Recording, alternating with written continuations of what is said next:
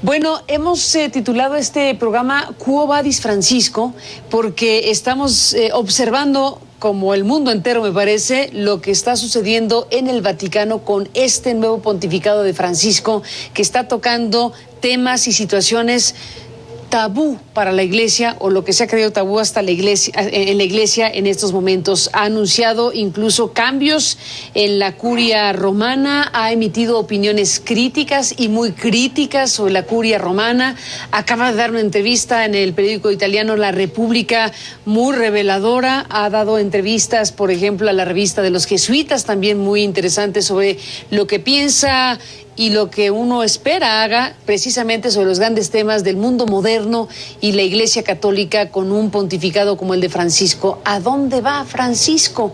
Que hoy, por cierto, emitió un mensaje muy dolido con la tragedia de Lampedusa en Italia, este lugar que es emblemático por ser receptor de migrantes y de gente que está buscando otros horizontes. El primer discurso de Francisco, precisamente emitido en esa homilía de Lampedusa, estos meses después, nos confirma que efectivamente ahí había mucho de razón. ¿A dónde va Francisco, Bernardo Barranco? ¿Qué estás viendo? Mira, por un lado hay una gran sorpresa, es decir, es un papa que ha venido sorprendiéndonos gradualmente. Yo recuerdo aquí en esta misma mesa teníamos muchas reservas sobre Francisco. Sin embargo, había autores como Leonardo Boff, que lo entrevistaste, que estaba muy entusiazmado. Un gran crítico. Hans Kuhn también, un gran crítico del Vaticano, muy entusiasmado. Y pareciera ser que está siguiendo esa línea que estos autores planteaban. Es decir, es un papa que ha pasado de los gestos de humildad, que los ha vivido, a los discursos, a las palabras, y ahora está pasando a los hechos. Es un papa que probablemente no esté planteando una revolución doctrinal, pero sí está planteando una revolución en la pastoralidad de la Iglesia. Es decir, está buscando la conversión pastoral de la Iglesia. ¿Qué significa esto? Pues una iglesia y unos pastores mucho más cercanos a la gente, más abiertos, más preocupados por la fe. Les dijo en Brasil: salgan, los quiero ver en la periferia, no quiero que tengan esta actitud de príncipes. Y otro aspecto muy importante es, ya declaró la guerra a la curia conservadora vaticana. Es una guerra, incluso habló, fíjate, lacra. Ante la gendarmería, les dijo: el diablo quiere hacer la guerra al interior del Vaticano, no con armas, sino con chismes, con rumores, con golpeteos, a la gendarmería, Es muy interesante. Y dice: cuiden, no quiero que ustedes cuiden no solamente las puertas del Vaticano, sino las puertas de los corazones de los que estamos acá adentro. Entonces, muy interesante porque, como tú lo has señalado, lo que cuestiona es una iglesia muy autorreferencial. Lo que dice un vaticanocentrismo, ¿no? Es verse adentro, una psicología de príncipes, un servirse en lugar de servir. Y son palabras muy duras en esas entrevistas, y lo que plantea el último punto, no carentes de razón. Claro, el último punto que me parece muy interesante para entender estos grandes cambios de Francisco es: basta ya de esta obsesión por la agenda moral.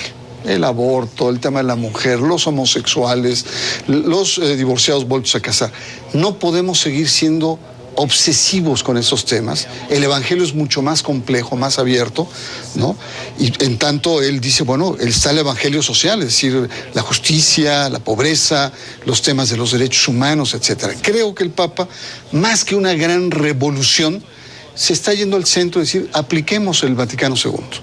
Recuperemos esta actitud, digamos, de apertura, de diálogo con la cultura moderna. Y esto pone de cabeza al conjunto de los grandes poderes, porque realmente está removiendo inmensos poderes al interior del Vaticano. El tema de los homosexuales también fue un tema que fue muy sorprendente en voz de un papa tan tempranamente, que apunta hacia dónde. No cambia la doctrina, no cambia lo que en principio plantea la Iglesia, pero sí la actitud de cómo tratar a los homosexuales. ¿Quién soy yo para...? ¿Quién soy yo para juzgarlos? ¿Quién soy yo? Dios ve en un homosexual un ser humano, ¿no? Es decir, Él no está diciendo cambiemos la doctrina de la Iglesia frente a la homosexualidad. La Iglesia lo acepta siempre y cuando el homosexual sea célibe. Este es un principio que está en el catecismo. No lo ha cambiado. Sin embargo, dice, oigan, no seamos tan rudos, tan homofóbicos, tan aplastantes. Son seres humanos. Acojámonos, abrámonos a este universo. Yo creo que esta pastoralidad que está mostrando son cambios. Lo de la mujer también. Antes de la mujer, el celibato, déjame presentarte, se abre la puerta a partir precisamente de las declaraciones, no necesariamente de él, pero de su entorno inmediato. De su futuro secretario de Estado, que no es ni más ni menos que el número 2. Pietro Parolin se llama, que es nuncio en Venezuela, y que él habló diciendo, pues hasta donde yo sé no hay no está en la Biblia, no es bíblico, no es teológico, sino es algo que se vino implantando el celibato y que puede ser revisable, lo cual sería una verdadera revolución. Una revolución en la Iglesia. Yo creo que Francisco está como replanteando aquellos temas que estuvieron en el Concilio Vaticano II, que los sectores conservadores archivaron y congelaron, y lo único que está haciendo es decir, señores, si no nos abrimos a esto, este barco, como él lo señaló, se nos va a caer como en cascada la Iglesia.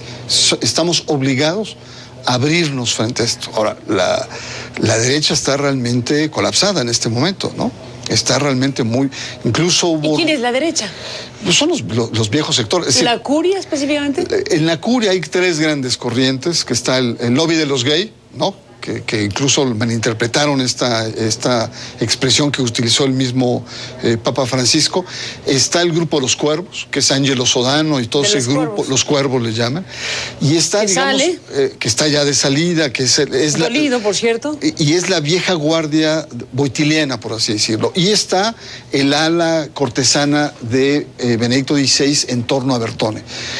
Francisco no se identificó con ninguno de estos grupos. Sin embargo, Francisco se le ha percibido solo, sin aparato, sin estructura, sin operadores. Recién ahora está haciendo algunos cambios. Incluso algún cambio que hizo en el Banco del Vaticano, que nombró un representante, digamos, los sectores conservadores le cayeron encima y le sacaron un pasado tortuoso a este pobre suizo. Le sacaron amores que tenía con un gendarme, escándalos en Uruguay, etc. Lo cual significa que efectivamente hay jaloneos duros. Por lo tanto, entonces, la fuerza de Francisco no está en la curia romana. La fuerza de Francisco está, sobre todo, en la inmensa popularidad que ha ganado, ¿no? Y sobre todo después de Brasil, que fue un viaje exitoso.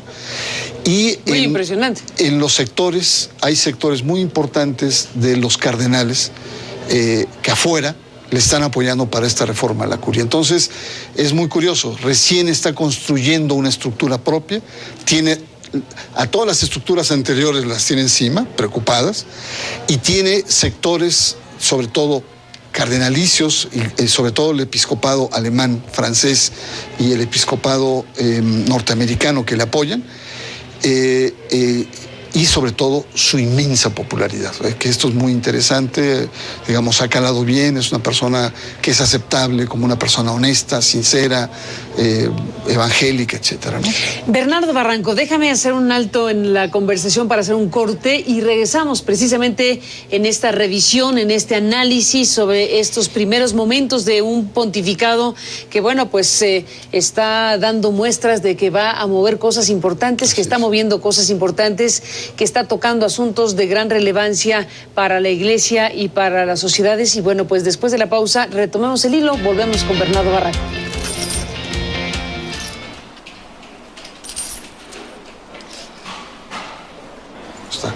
Está más... Bernardo Barranco, seguimos en la conversación ahora al aire, seguíamos platicando en el corte sobre Francisco y sobre sus pasos hacia estos temas que desde luego son fundamentales dentro de la Iglesia Católica y que colocan por primera vez en no sé cuántos años, pero tú lo podrás identificar, nuevamente en la conexión de los grandes temas de la humanidad, en la modernidad, digámoslo así.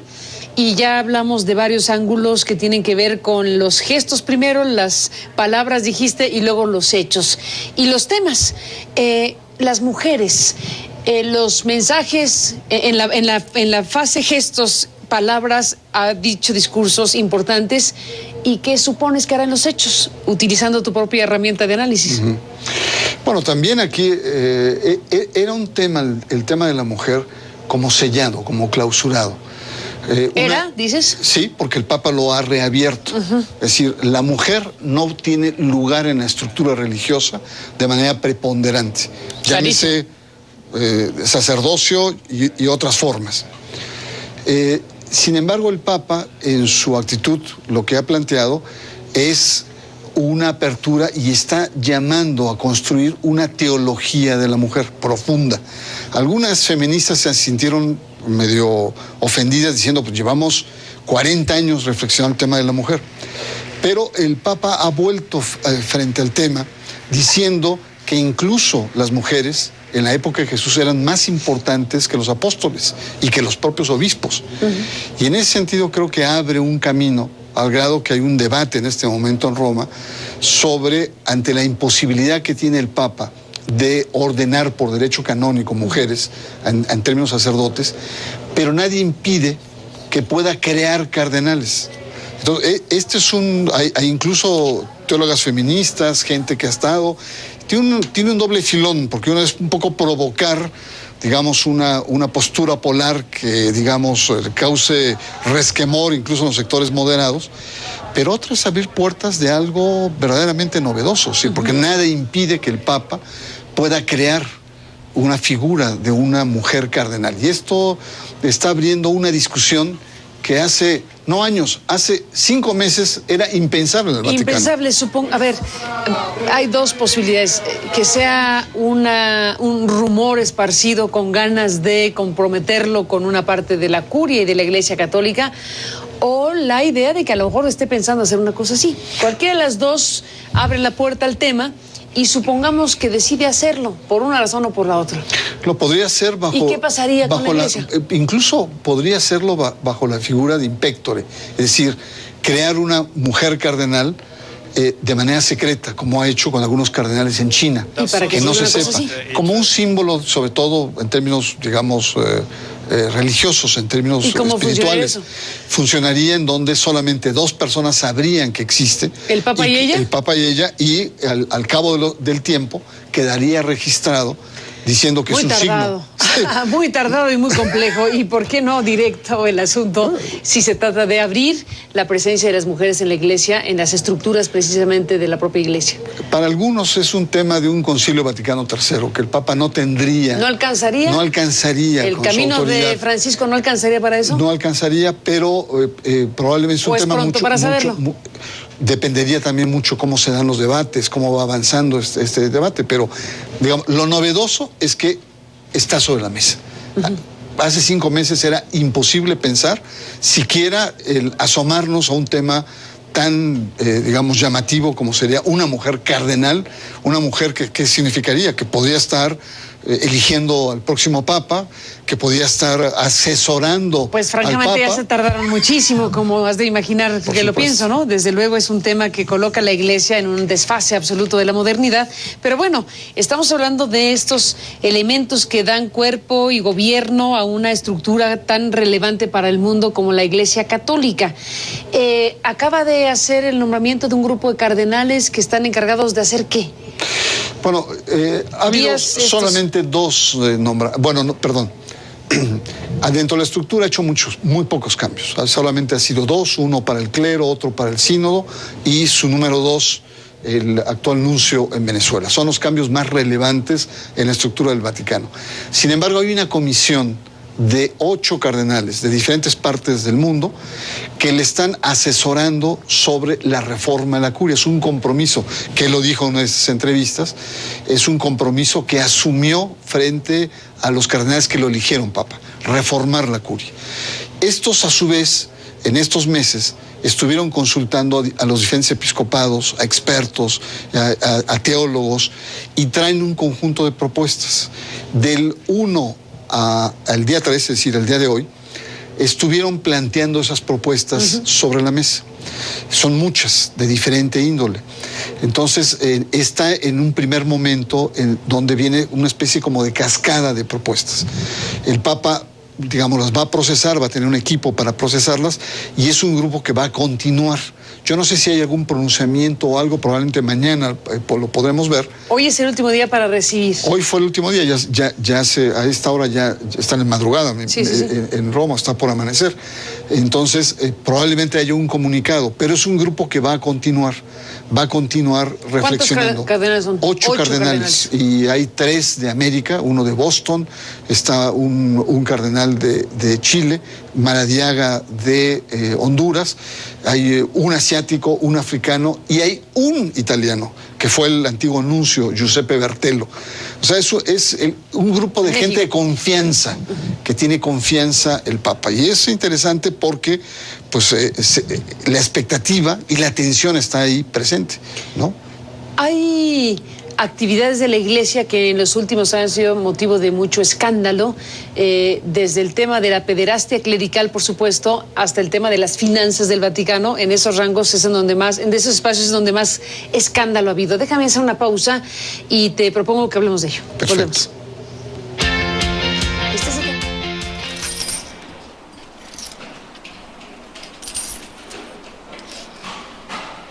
No se me llamó la atención porque hay gente.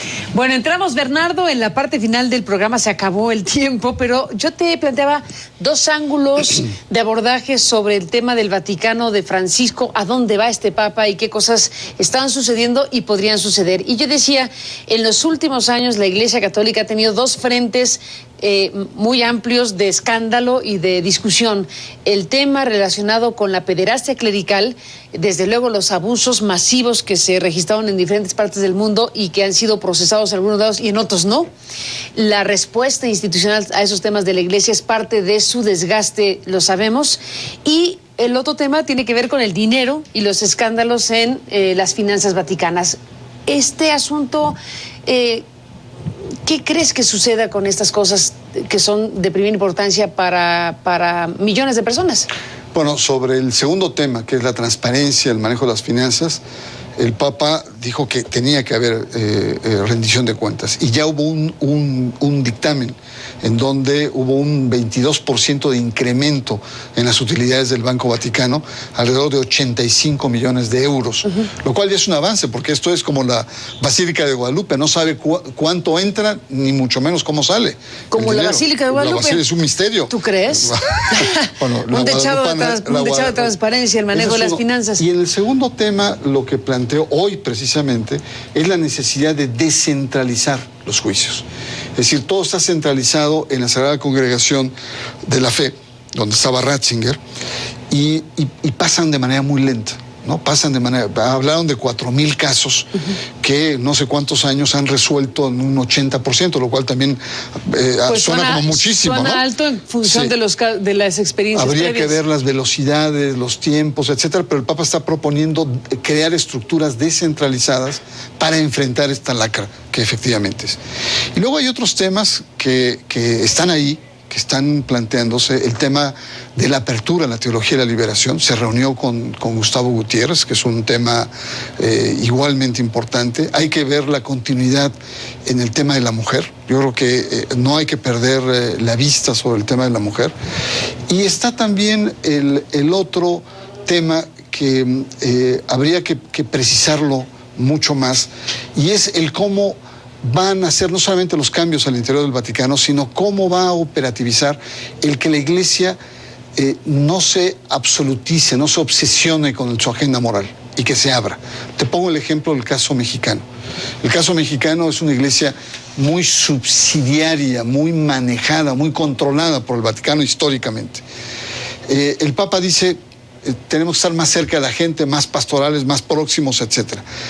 Frente al tema de las inundaciones, frente al tema de todas las víctimas que todos sabemos, más de 1 millón de personas, las desgracias, etcétera, el Papa fue más rápido que el episcopado.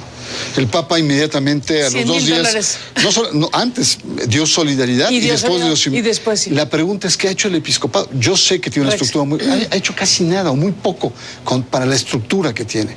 Yo creo que entonces no solamente son palabras, intenciones, cambios, sino lo que él dijo en la entrevista, ¿no? Son secundarios los cambios de estructura. Lo que la Iglesia requiere es un cambio de actitud, de proximidad, un cambio más pastoral, de cercanía con la gente. Y el ejemplo de las desgracias que estamos pasando, pues es un buen ejemplo de cómo el Papa desearía que la Iglesia Católica actuara. Pues Bernardo Barranco, muchísimas gracias como siempre por estar aquí para analizarlo, para compartir con nuestro auditorio tus reflexiones, tu pensamiento. Y bueno, pues estaremos siguiendo desde luego los siguientes pasos de este Papa Francisco.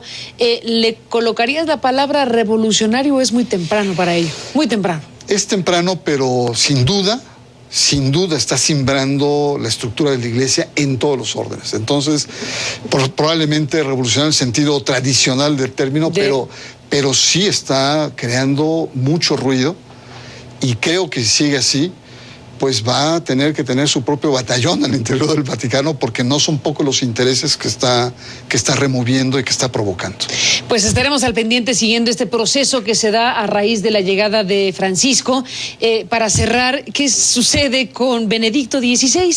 Porque estamos en este hecho histórico de que hay dos papas vivos, uno que está en funciones y el otro le llaman emérito, que por cierto parecía que iba a estar en silencio, pero no tanto. Hizo una mención, hizo una aportación sobre el tema de la pederastia clerical, por cierto. Exculpándose, nuevamente, pero dijo, aquí estoy. Sí, y nuevamente diciendo que él no sabía, etcétera, cuando los documentos, los testimonios lo contradicen. Olvidé un detalle muy importante, la canonización de Juan Pablo II, que me parece... ¿Y Juan XXIII? Exactamente. ¿Y qué tal los dos?